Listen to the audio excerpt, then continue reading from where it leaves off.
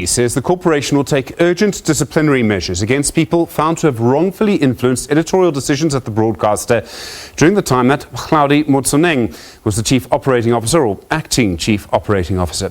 The commission, headed by the former Press Council Chair, Dr. Joe Thloloe, released its report today. It shows the SABC suffered from, quote, the capricious use of authority and power to terrorise staff and to deflect the corporation from its mandate. End quote. It also says that new structures should be created to ensure that the editorial independence of the SABC is protected in the longer term. Joe Thloloe is with me now. Thank you very much indeed for coming in. Good evening. No, good evening. Thanks for inviting me. Obviously, the first and obvious question is whether it was all Hlaudi Motsoneng or whether there had been certain developments that led to Hlaudi Motsoneng being able to do certain things.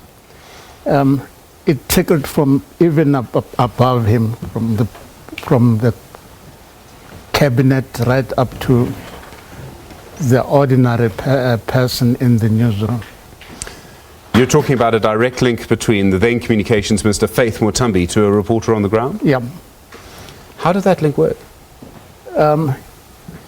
It's a very, as I said, it's capricious. People who had power wanted others to know that they have power and they can control them and run their lives. That was the tragedy of it all. You find the Minister of Communications bullying reporters on the job and saying, I can fire you and I can fire your bosses. I am the boss. So, as I said, very capricious. No pattern to it. If there was a plot that started at Hlaudi House that had some goals, it doesn't exist. Just mad, running around, very capricious. So in a way, people were able to do things they should not have been able to do. I mean, how was it that someone like Hlaudi Motsoneng or Minister Mothambi were able to do these things, to threaten people? And in some cases, they did cost people who worked here their jobs. I mean, those people now don't work here anymore. They might well be unemployed. Yeah, quite. The problem is that these people had power. One of the people who gave evidence said that the Hlaudi would say, I will phone Pretoria and you'll be out of your job tomorrow. So that's the type of power they had and they could wield it with. It wasn't just about Hlaudi Motsoneng or then Minister Mothambi on their own. There were people who appeared to fulfill instructions. In SABC slang, they're called enforcers. What did they do? They took the instructions from Hlaudi, from Jimmy Matthews and Simon Debele. And they would then pass the instructions on to their juniors and said, this is what you will do. The incident of the SABC 8 is an example. They were sitting at the conference, the morning conference where they were planning for the day. And Simon Debele said, we are not covering the story. And when they wanted to know why, just told them we're not doing the story. And when one of them said, I will not have my name on that decision, the whole thing just burst open. That led to the SABC 8, that led to the protests, that led to the SACP, and in the end that led to the parliamentary inquiry. Exactly. You say there shouldn't be a witch hunt against these enforcers. And I imagine that's quite a difficult decision for you to come to. Why do you say that? Because I think we're all culpable. Somebody said today that I'm in a utopian world. The Hlaudis would give instructions and they would threaten the people under them. And because they didn't want to lose their jobs, they went out and gave those instructions. Nobody said, no, we can't do this. It's not allowed. So it was a whole string of people carrying out those instructions. The parliamentary committees watched on. We, the viewers and the listeners, watched and did absolutely nothing about it as our news services were being eroded in that fashion. So we're all guilty. Now, where do you draw the line? Do we just draw it below the Hlaudi's level, or do we take it further down? Now, that's the one side of it. The other side of it is that even at the lower ranks, people are fighting amongst themselves. You get to a point where each person is accusing the other of being an enforcer. So staff are fighting amongst themselves just about that. Now, if you're going to start weeding out the enforcers, you're just going to destroy the SABC.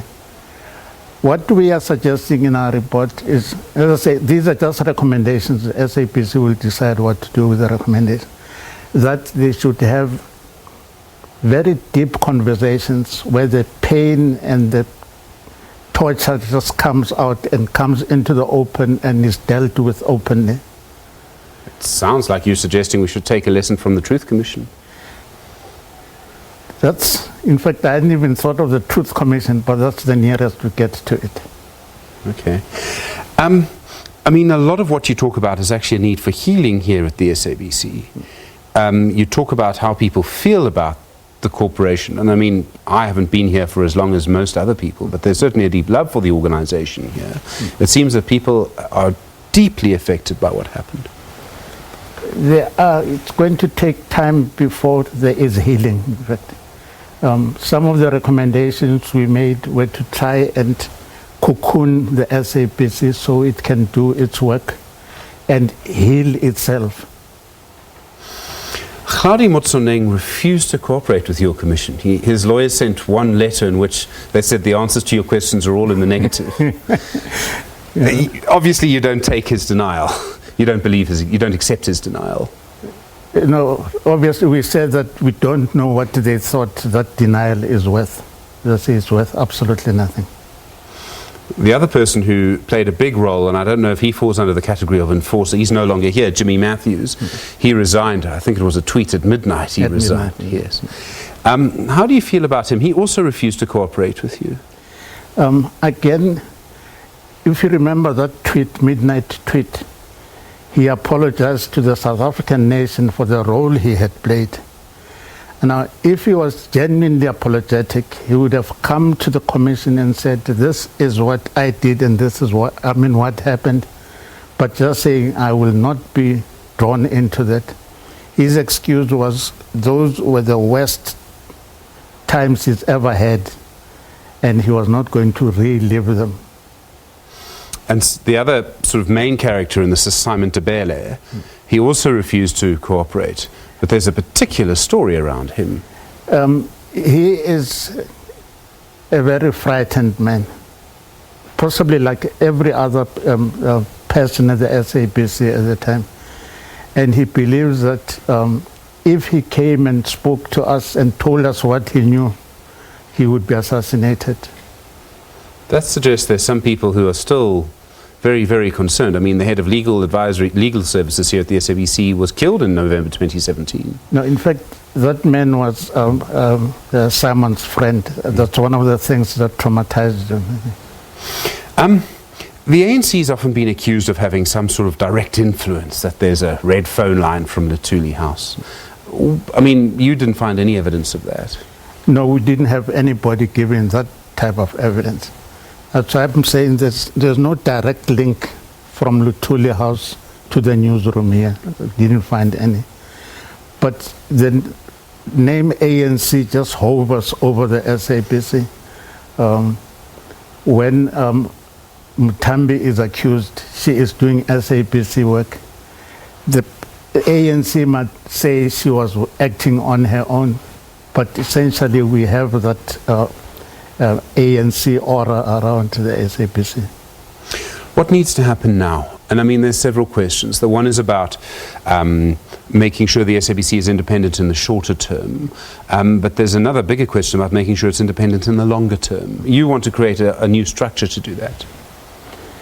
The first thing that we are suggesting here is that the group executive news should become the pinnacle of the upward referral system, so that decisions about news are taken in the newsroom, not from the commercial side of the organization, not from any other side. And we also suggested the creation of an ethics and advisory committee, which would comprise possibly a retired judge, a retired editor, and possibly somebody who's been teaching ethics at the tertiary institution. Now, this would advise management, the line management, if they have a difficult ethical decision to make. But it would also be a platform for junior people to run to if they are not happy with what their seniors are doing.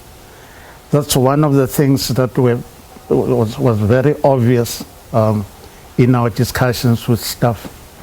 They had absolutely nowhere to turn to during that dark days. You speak about healing in your report. You give recommendations, in some cases quite detailed recommendations about how that should be done. The committee, the board of the SABC has said that it's taking your document very, very seriously. There was an election earlier this year, and after that election, all the people who looked at the SABC's coverage praised the SABC for its coverage and said it was neutral. Could it be that that process of healing may have already started? Yes, I think it started when Patiswa was employed, and she started the process of trying to heal what was happening in the newsroom. And I was delighted when I saw the MMA report showering praise on the SABC's performance. Joe Thloloe, thank you very much indeed. I do appreciate it. Dr. Thloloe was the chair of the Commission of Inquiry into Editorial Interference here at the SABC.